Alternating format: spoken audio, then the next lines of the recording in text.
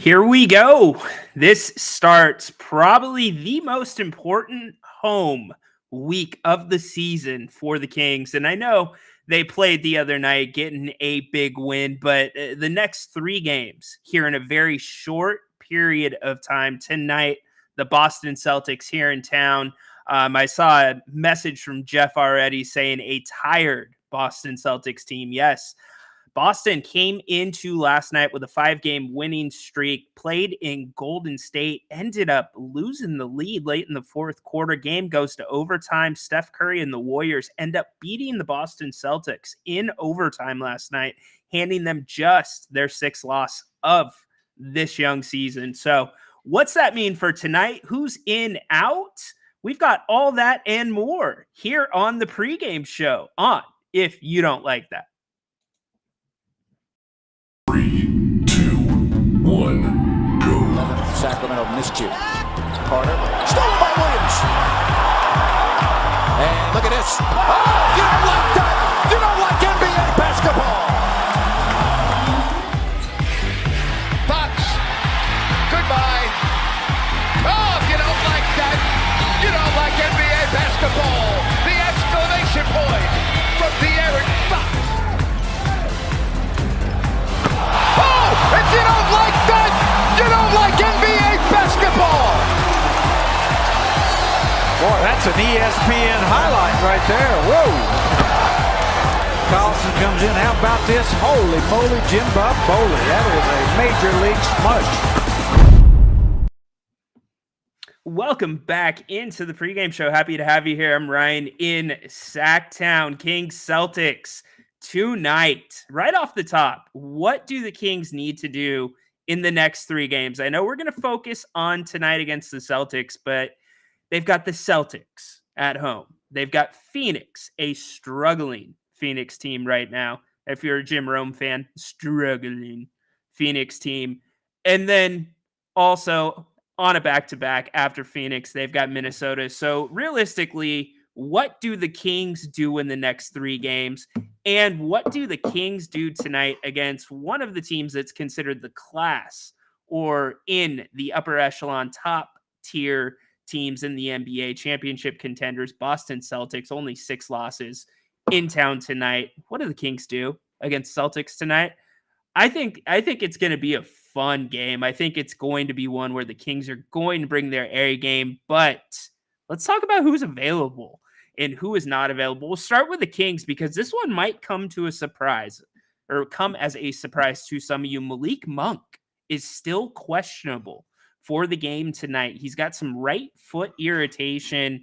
The most recent reports I have seen is that there has not been a decision one way or other if Malik will be playing. So think about that for the Kings. That would be a huge loss not to have Malik Monk in a game like this tonight. But on the flip side, Jason Tatum.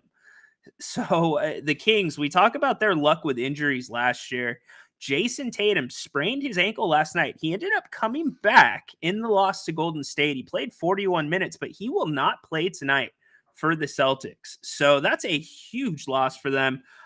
Go ahead and throw in Al Horford as well. Al Horford will be out tonight for the Celtics. So that's 2 guys out of the Celtics starting rotation that will not be playing. And then Luke Cornett is also out for the Celtics. So what's that mean for the Kings? I mean, do you trade a Horford and a Jason Tatum for a Monk being out? Does that work out in the Kings' favor? Yeah, I think that does work in the Kings' favor, but I still think the Kings, even with Tatum out, even with Horford out, they need a Malik Monk effort or at least some type of spark off the bench to win this game. Because, again, this is still a very good basketball team. You've got Kristaps Porzingis, who did not play last night. He looks to be playing, or he will be playing tonight. Not seeing anything to the contrary on that. So good Boston team rolling into Sacramento. And you look at Grant has talked a lot about net rating. The Celtics on the season, their net rating per game, 8.5 points. They've got an 8.5 net rating. The Kings, just a touch over 1.1 right now. And you look at what the Kings are doing. The Kings are having a great season. They are playing extremely well, something that was difficult last year on their home court. So it makes you think that we're seeing the worst of the Kings at points while they're still playing well, meaning there is a lot of room for improvement. Whether or not there's any adjustments to the roster, we know those dates are going to be coming up not too far off in the future, but we're going to go down the tail of the tape and some of the statistics that jump off the page to me about Boston tonight. But I want to get you guys in here as always. We are not starting off with Sports Freak. I got to give Jeff his run because I mentioned that off the top. Yeah, the Kings are a favorite right now. Some places have it as low as 2.5, but surprising, right? Very surprising. But it is a difficult back-to-back. You think about the Celtics having to play, and if there's a team that's as well-versed and ready for a situation like this, it is the Celtics. I mean, this is a team where back-to-backs should not be bothering them. This is a team that's played very late into the playoffs. The past few years, I know they got bounced out a little bit earlier last year than normal, but basically they play a lot of games. They play a lot of basketball. So, and they've still got some great pieces. This was a team that was actually, you look at how well they're playing so far this year, before they acquired Porzingis and before they acquired Drew Holiday, which was one of the biggest pickups for the Celtics in the offseason this year. And that all had to do with the Damian Lillard trade. Boston was looking to retool. They weren't sure what direction they were going to go. Were they going to re-sign Jalen Green? They do. They bring in Porzingis. They get Drew. Things look to be doing pretty well in Boston so far this season, and the numbers show it. And I don't know how to quantify it to you. All I can really pass it off as is an eye test. It's an eye test. You see the Boston Celtics on the floor. It's a different class of basketball. And I'm not saying the Kings cannot play in that class, cannot play with the Celtics. But what I am saying is you'll notice, and I think it's the consistency of what the Celtics do and the guys that fit just so perfectly for their system. But that's what makes them special. And that's what also, to a degree, makes the Kings special as well. But getting back to my point about back-to-backs, they went to overtime last night in Golden State. So having to come to this Sacramento team tonight, it's got to be a night where Sacramento presses and they push the pace, because this Boston team is not going to want to run. They're going to want to slow it down. Matchup-wise, there are some matchups that are favorable for them in certain spots. Porzingis, that's going to be a tough guard for the Kings on the perimeter. Keegan Murray's going to get some of that. Harrison Barnes will get some of that. I would imagine Trey Lyles maybe at times will get some of that. Maybe even Sasha Vezenkov. So how are they going to guard him? What's that going to look like? The Celtics, number 1 in 3-point percentage in the NBA. Think about that for a second. They can shoot the 3-ball, and they've got some guys that are shooting it at very, very high clips. We'll talk about them here in a few minutes, but all the recipe, or I should say the recipe is here for a Kings victory tonight if the Kings come out and do what they did, and especially if the Kings come out and they get that production they got the other night where you've got multiple starters in double digits. You got Keegan, who I thought played an extremely balanced game and got 24 points against Washington. Those things are the things that need to carry over. You guys know it. Let's get some more of you in here. Egan, what is up? Go Kings. Kyle, we're not gonna hate on you. That's all right. Go Celtics. We will allow it. Mark, what's up, buddy? Go Kings. Yes, indeed. What's up, Door? Two big losses tonight, Tatum and Horford. We hit on those. Think it'll still be a good game. Let's go Kings. The Kings can score, 40 plus. Well, so yeah, light the beam, hopefully, but the Kings also are giving up too much. You look at what Washington did last game against the Kings.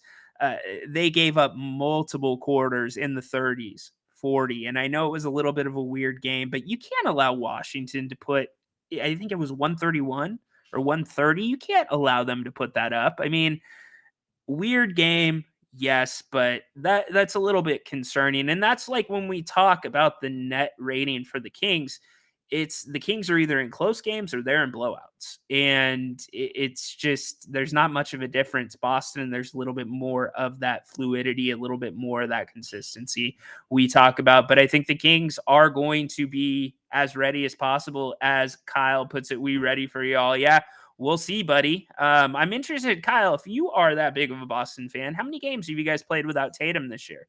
Just, I'm asking for a friend. Let me know. So anyways, love all the comments here. Mark Monk out. I do not know as of now. He was questionable up until the start of the show. We will do a quick check to see if there's any update on him back in the lineup, because that would be a massive hit for the Kings. I mean, even if you're getting something out of Keegan Murray, you still need somebody to be that spark, as we talk about off the bench, and Malik's playing at just a monster level. And actually, guys, injury update, credit to James Sam 5 minutes ago releasing on Twitter, Malik Monk, right foot irritation, available to play. So the Kings have a full deck minus Alex Len tonight against the Celtics. Obviously, I know some people hit on it at the top. It's why the Kings are a favorite tonight. Also, the Celtics on a back-to-back in which they lost in overtime to the Warriors last night. And I do want to talk a little bit about that game, because I think it's important. You look at the minutes that a lot of guys played last night. Obviously, Tatum and Horford and Tatum not playing tonight. But you look at Drew Holiday. He played 36 minutes last night. You look at Derek White. And so the reason I brought up the three ball not too long ago is because he's shooting the three ball. And it's a name you've probably not heard, Derek White. If you haven't heard it, you will hear it tonight once this game gets underway. He's shooting the three ball at a 41.2% rate this year. And he's not just doing it by shooting 4 or 5 3-pointers a game. The quantity of three balls that this guy is putting up is insane some nights. So Kyle, since he's our resident Celtics fan, he knows that Derek White went 7 for 18 from beyond the arc last night. 18 threes he put up last night. So if there's a guy you do not want to sag off of tonight, it is going to be Derek White. Drew Holiday and De'Aaron Fox, that is going to be a fun matchup. Drew, one of the best defenders in the NBA, hands down. A lot of people, I believe it was Fox or somebody, was asked who is the toughest defender to play against, and they said Drew Holiday. And the reason being, he's physical, he's crafty, he has ways to make up ground or make up a step when he plays against a quicker player like De'Aaron Fox, just from being crafty and, just knowing those little things, the stuff the refs don't always see, the little grabs. So that's going to be a fun matchup to see if the Kings attack Drew tonight, because I think there's a clear advantage there for De'Aaron. I mean, he's obviously the quickest guy on the court. It's just a matter of what you're doing with the ball after you make that first move. Once you get by that defender, we saw last game against the Wizards, the Kings unselfish to a fault at sometimes, passing up very good looks in the lane near the rim, sometimes even open from beyond the arc, and getting a worse shot. And you saw the Kings had a couple shot clock violations, I believe, but the Kings have to make better decisions when they make their first move, or after they make their first move. And that goes for Fox, that goes for Monk, that goes for a number of guys, Harrison Barnes, Keegan Murray, etc. So all these little things are going to be keys to the game. And then obviously Jaylen Brown, he plays 41 minutes last night for the Celtics. So that's big minutes. He's going to be one of those guys that the Celtics are going to lean on. He's one of those 3-and-D guys that the Kings have trouble guarding, because he can do it inside, he can do it outside, and he's got great court vision. So again, a Celtics team pretty deep. And here's a funny name that we should bring up and we should acknowledge, and not just funny, but actually, I shouldn't say funny, I should say ironic. That's the right word. But an ironic name, Neemias Queta. He got signed by Boston, and he is getting minutes. In fact, last night he played 21 minutes for the Celtics. And granted, some of that was because Porzingis was out, but you got to imagine with Horford not playing tonight, that Queta is going to get a decent amount of run. His return to Sacramento, if you don't remember, he's been in the Sacramento G League system and also on two-way contracts for the Kings up until this preseason, where the Kings made the decision to go with Alex Len and JaVale McGee and cut Queta. Well, Queta is paying dividends right now for Boston. Last night against the Warriors, he was 5 of 8 from the field, 10 points in 21 minutes. He had a double-double, in fact, 10 rebounds as well. So, he's probably got tonight's game circled on the calendar. And if anybody should know him, it should be the Sacramento Defenders. So it will be interesting to see how Queta does in his NBA homecoming tonight for the Boston Celtics. Love it. Cody, love it. Kings need to capitalize. Yes, indeed, they do tonight. A bit of load management, Jeff's asking, not as frequent this year with the NBA scrutiny as evidenced by Curry's availability. Well, I don't think it's just Curry's availability. I think it's when I think about Steph this year, he's taken his game to a different level.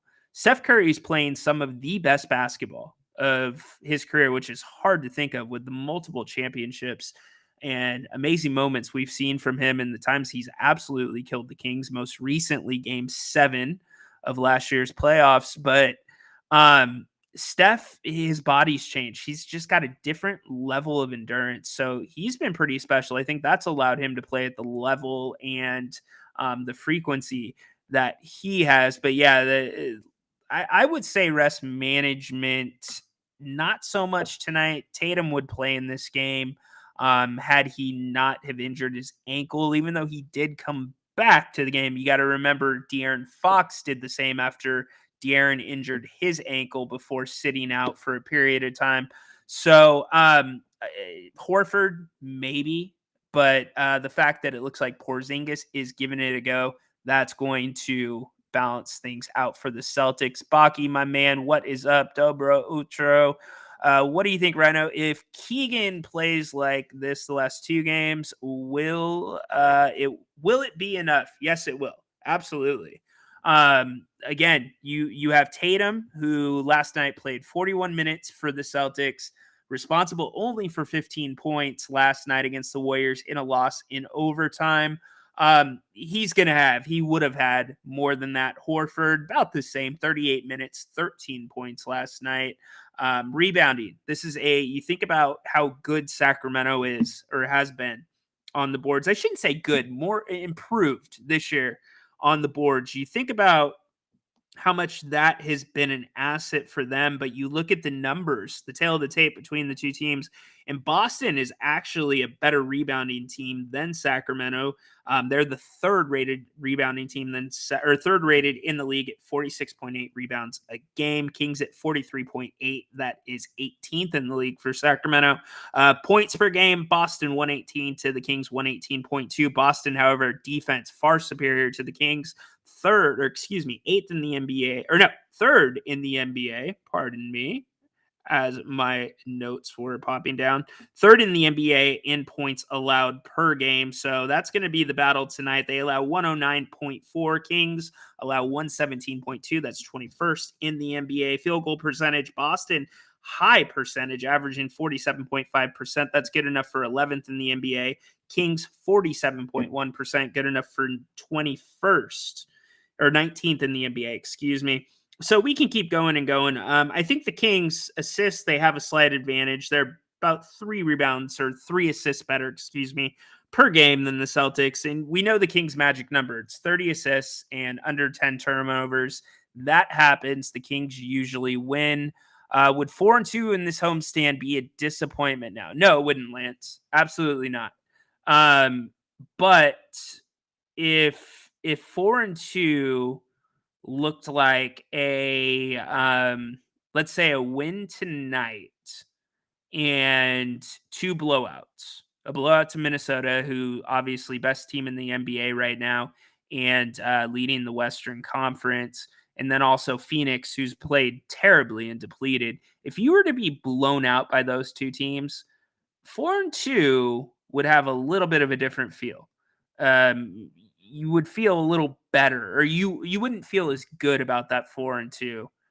Because again, I think you have to look at this 3-game stretch as a sample size in its own. I don't think we can look game to game. I mean, these 3 games are very, very important to see what this team can do.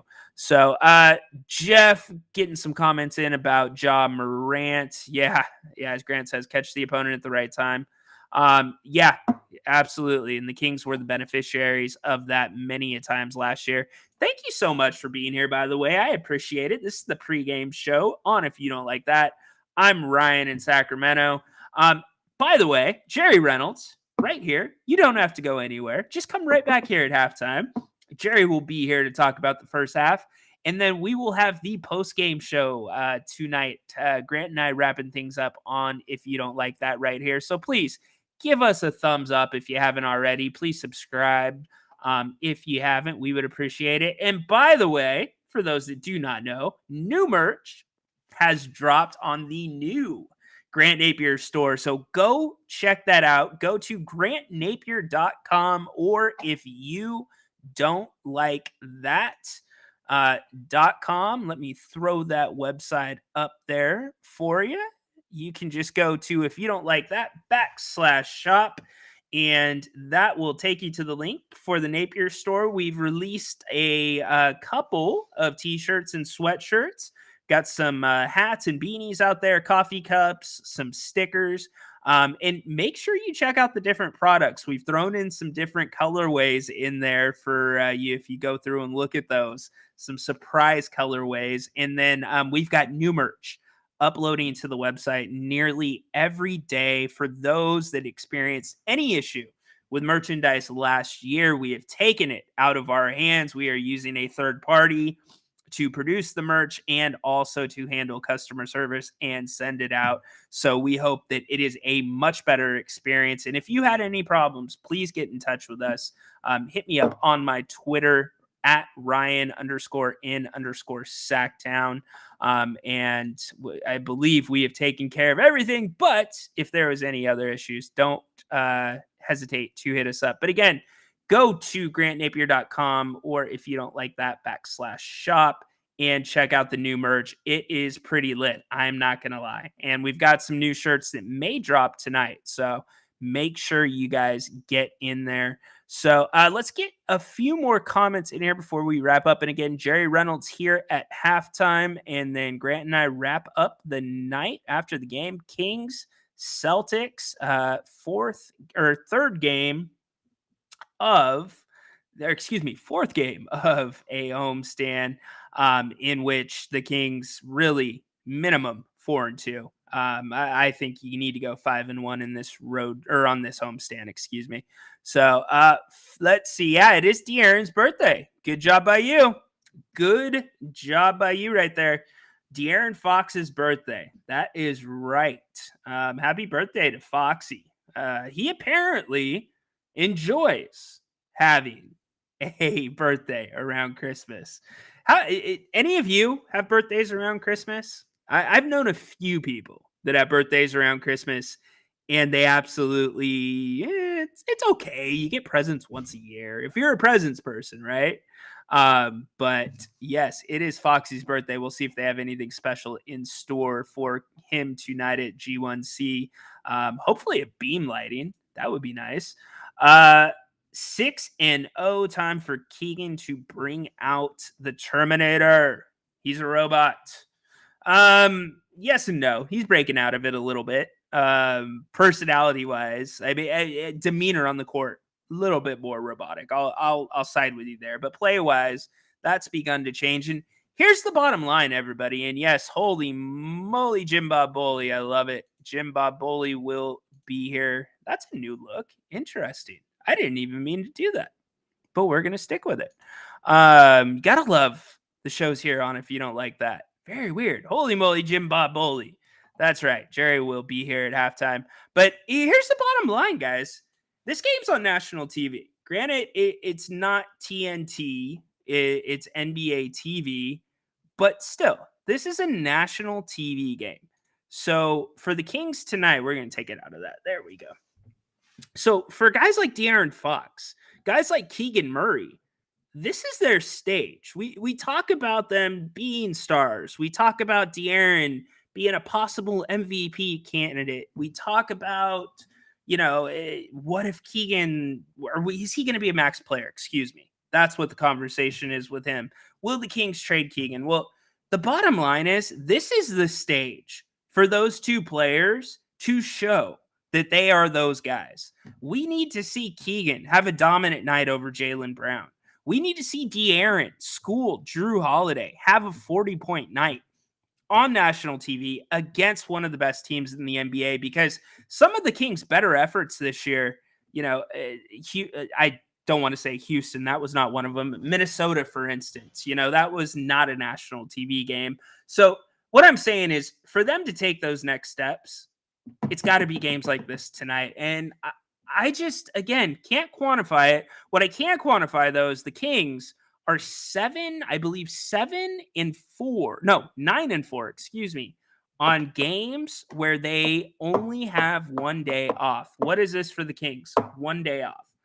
So, and the other thing, they absolutely play to the level of their opponent. Boston, the Kings should be up for this one. I can point to so many games last year. Now, granted, the last 3 meetings between these teams have not been pretty for Sacramento. In fact, low scoring many nights for Sacramento. Last 3 meetings, all losses. Kings have put up 104, 97, and 75. 75.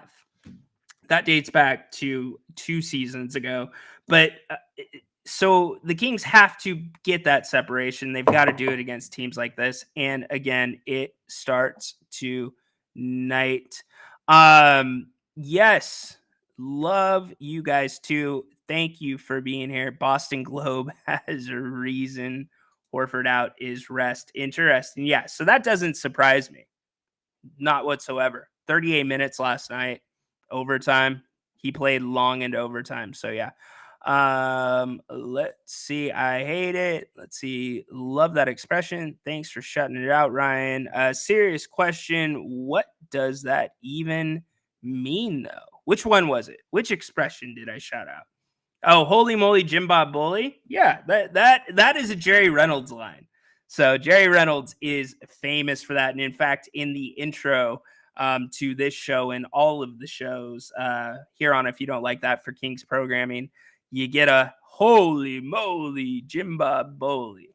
So from Jerry Reynolds. So really, really fun. So listen to that when you get a chance. Wife's birthday is right before Christmas. Okay, fair enough. So, all right, guys.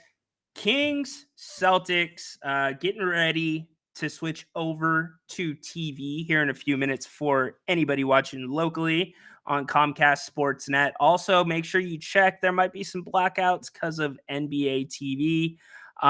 So just if you have any issues, check your TV. You'll find it. I know sometimes we had some issues with those last year. So anyways, we will be right back here at halftime. The one and only Jerry Reynolds will join me to talk about the first half. Hopefully we are talking about a big half for the Sacramento Kings. Again, tonight, Kings have to offensive rebound. They need to offensive rebound and get second opportunities. Kings have been very good at that all this year. Also, the Kings need to make more free throws than the Boston Celtics take. Make more than they take. That means De'Aaron Fox is getting to the line. That means Keegan Murray's getting to the line. That means you are getting Boston starters and core into some foul trouble. So that's second key. And obviously the one we talk about all the time, the Kings have to love the leather, assist to turnovers. Those are going to be the big 3 keys for this game in my eyes. I appreciate all you for being here.